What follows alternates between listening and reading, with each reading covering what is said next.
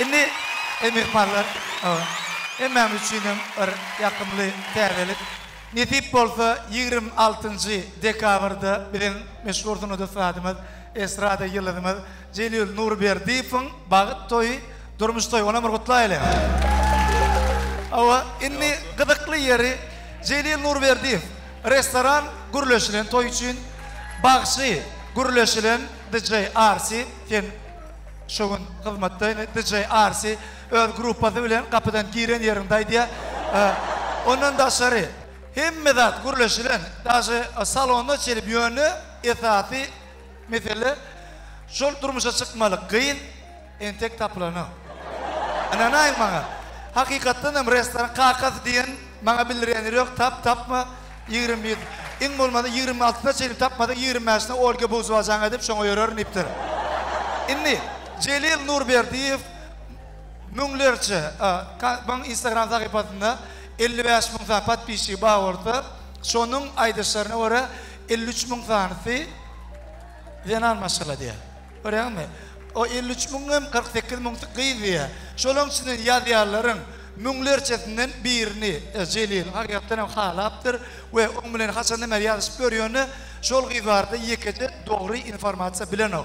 Ana şoňa bagşlabam bir ajaýyp aýdym döretdi. Şol aýdym şu ýerde ýanglanýar.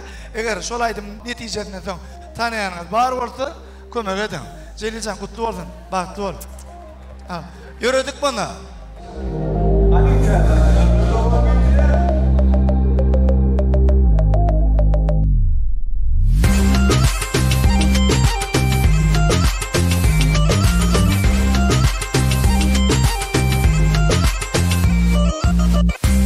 Aytsen nereli Balkanlı bakmarımı Nirenin gödeli Daşoğulmy ahalmy Üngürmenim sen yalı Sen yalı yolum yalı Arzum sen yalı kızı Bana bordi sen bol ya Sen bilen söýşesin gelýär Bordi sen bol ya Anana yüreğim sen diye Bana bordi sen bol ya Sen bilen söýşesin gelýär Bordi sen bol ya Anana yüreğim sen diye Bordi sen bol ya